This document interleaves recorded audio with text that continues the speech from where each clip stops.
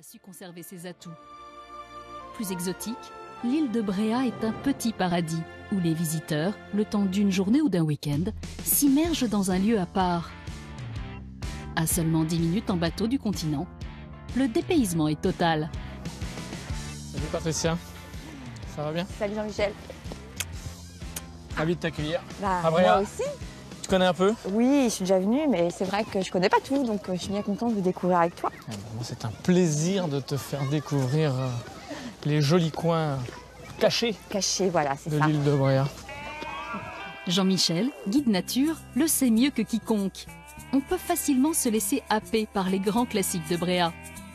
De la panoramique chapelle Saint-Michel au sauvage phare du Pan, les milliers de touristes qui déferlent ici chaque année n'ont pas forcément besoin de sortir des sentiers battus pour tomber sous le charme du lieu. Allez, du coup, on se rapproche du moulin du Birlot, le moulin à marée, ça y est, on l'aperçoit. D'accord. Tout ici respire l'authenticité. Car Bréa fut en 1907 le premier site classé de France. Dans ce paysage protégé, où chaque pierre et chaque sentier est un plaisir pour les yeux, Jean-Michel privilégie pour ses balades les petits coins plutôt fréquentés par les locaux. Et voilà, c'est le meilleur point de vue pour comprendre pourquoi on parle de l'archipel de Bréa. Bah oui, c'est magnifique là. Un archipel magnifique, mais dangereux. Surtout ici, autour du port de la Corderie. Il faut imaginer que le port de la Corderie, c'était le port principal de Bréa, donc le premier port qu'on utilisait. L'inconvénient, c'est que le port de la Corderie, il s'ouvre là-dessus, sur un archipel très dense, avec des courants très forts, qui à certains endroits sont contraires.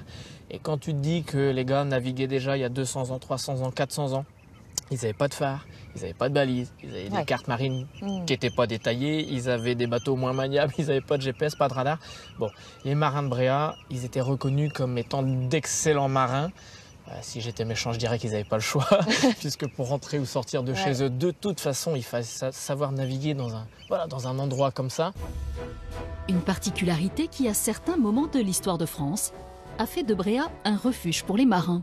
Il y a plus de 300 ans, là, les copains anglais, ils n'aimaient pas trop venir naviguer dans tout ça. Comme c'est quand même très largement avec eux qu'on s'est fâché au cours des derniers siècles.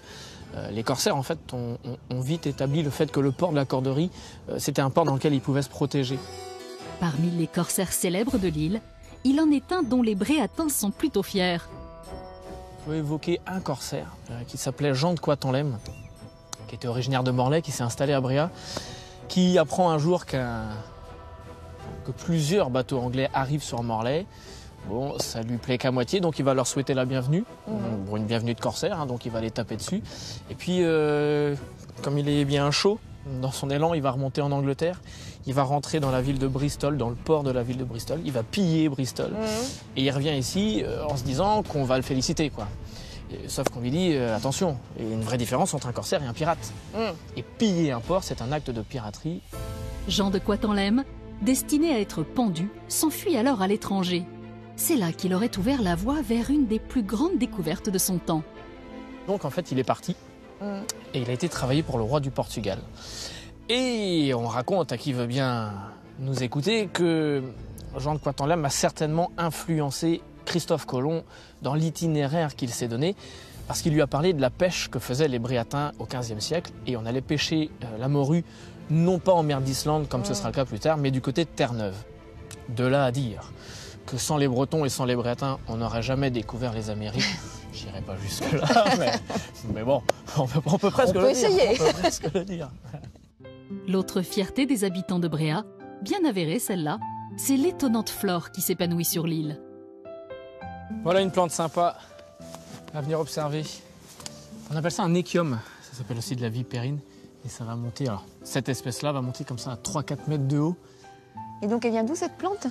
Alors l'échium, ça vient des îles Canaries. Ça fait partie de toutes ces fleurs qu'on trouve à Bréa, qu'entre guillemets on ne devrait pas trouver sur la côte nord de la Bretagne.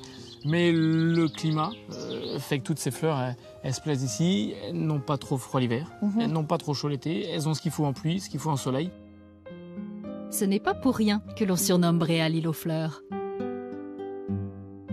Et on sait comment elles sont arrivées ici, ces plantes? Oui, il y a deux arrivées, on va dire, différentes. Bon, il y a les marins, forcément, qui allaient naviguer à droite à gauche et qui ont ramené, au fur et à mesure de leur voyage, plein de fleurs. Et puis, il faut se dire que Bréa est énormément fréquenté par les artistes. Donc, c'est aussi eux qui ont progressivement amené toutes ces fleurs ici à Bréa. Ah, c'est vrai que c'est magnifique. On vient à Bréa pour son paysage unique, mais aussi pour sa verrerie. Une activité que l'on ne s'attend pas à voir sur une petite île de 400 habitants. C'est Yves, bréatin de cœur, qui a eu l'idée de créer cet artisanat ici. Bonjour Yves. Bonjour, tu vas bien?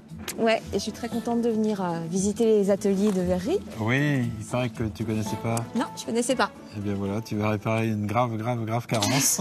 C'est ça. En fait, ici, on est dans une ancienne enceinte militaire. Car la verrerie de Bréa est située dans un ancien fort datant de 1863. Un bastion qui devait défendre l'île contre les Anglais sous Napoléon III. Quand les militaires sont partis, ils ont rendu la bâtisse à la nature. Quand Yves découvre le site en ruine, il y a une vingtaine d'années, il a alors une vision. Très curieusement, quand j'ai poussé la porte, j'ai vu la citadelle comme elle est maintenant. Tu l'as vu, enfin tu visualisais comme ça. J'ai vu des ateliers, j'ai vu des gens, c'est très Tu curieux. as eu un flash, quoi. Un flash. Tu dis, c'est là qu'il faut que je C'est sois. là, c'est là. Yves va mettre 2 ans à redonner vie à cette citadelle et va vite s'apercevoir que son histoire est intimement liée aux habitants de l'île. J'ai rencontré des gens qui sont venus ici après la réhabilitation et qui m'ont dit « Moi, je suis né là. Ou bien j'ai habité avec ma famille à cet endroit-là. » D'accord. Et ces gens-là étaient très émus de voir que cette ruine revivait. Et moi, j'étais content pour eux parce que c'était une rencontre, une vraie rencontre entre des gens qui avaient vécu ici et nous qui étions en train de redonner vie à Citadelle. Après 17 ans d'activité, la verrerie est réputée dans le monde entier pour ses poignées de porte, ses boules d'escalier et ses luminaires. De grandes maisons de couture et quelques-uns parmi les plus grands palaces du globe viennent se fournir chez Yves. Donc ici, on ouvre le four de fusion. On sent la chaleur? Oui, on sent bien, oui. Il est à 1150 degrés et on prend du verre en fusion dans ce four. La quantité nécessaire, donc la qualité du verrier, le talent du verrier, c'est de savoir ce dont il a besoin. Là, il est en train d'évacuer le trou. D'accord. Trou de verre, voilà. Il tourne toujours la canne et le verre au bout de la canne de façon à ce qu'il reste droit, horizontal. Sinon, s'ils arrêtent de tourner, ça va être comme du caramel mou et ça va tomber. Et ça tombe. La phase la plus délicate dans le travail des verriers de Bréa, c'est la finition. Chaque pièce doit être calibrée et cela se fait avec un simple papier journal. Le principe est le suivant. Lorsque le verre en fusion va toucher le papier journal imbibé d'eau, il va y avoir un film de vapeur qui va se dégager instantanément. Et ce film de vapeur va protéger la main du verrier. Ah oui. Il faut qu'il continue à bouger, bien sûr. S'il ne bougeait pas, ça va bien. Mais là, c'est suffisant. Et le journal suffit. Le journal suffit. Les équipes d'Yves développent en permanence de nouvelles créations sur l'île. Des objets de verre qui partiront bientôt aux 4 coins du monde, porter haut les couleurs de Bréa.